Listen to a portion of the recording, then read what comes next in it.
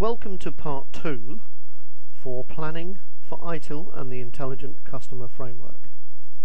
In part 1, we identified the need of a robust governance structure which will enable the correct operating groups to be running within the intelligent customer role.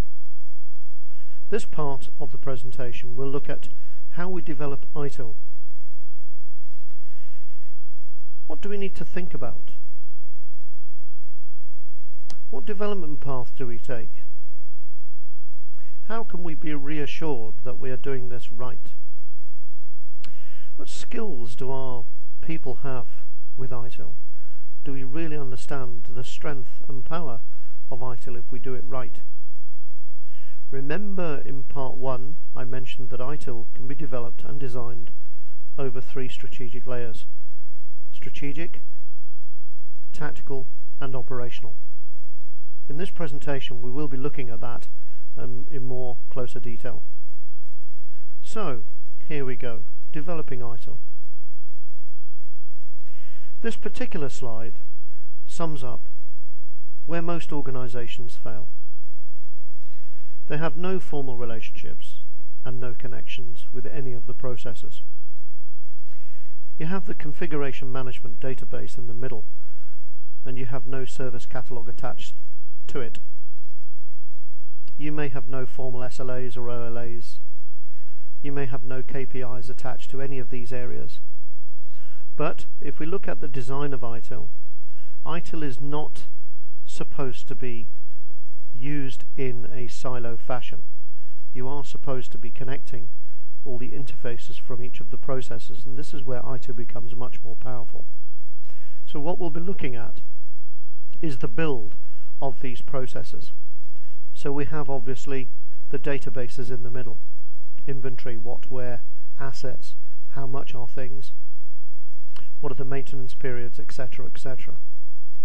Look at change management, security management on the outside, acting as protectors to the rest of the environment.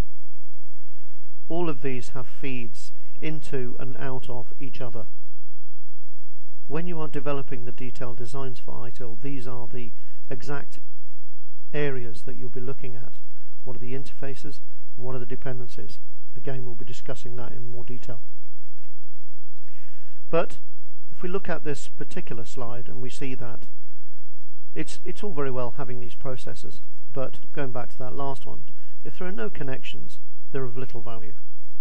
However, if you connect them in the right way and you make sure that the interfaces are talking to the relevant processes, such as the service desk, links to the catalogs, links to configuration management, links to change, links to security, links to incident management, links to problem management.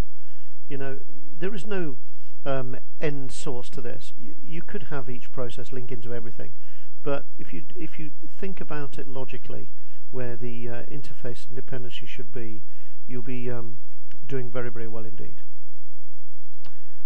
Now, did you notice the difference there, that there was one process missing, service level management? Now, if we go back to the last slide, you'll see that there is no service level management there. Once you've created service level management, this creates the wrapper around all of the processes.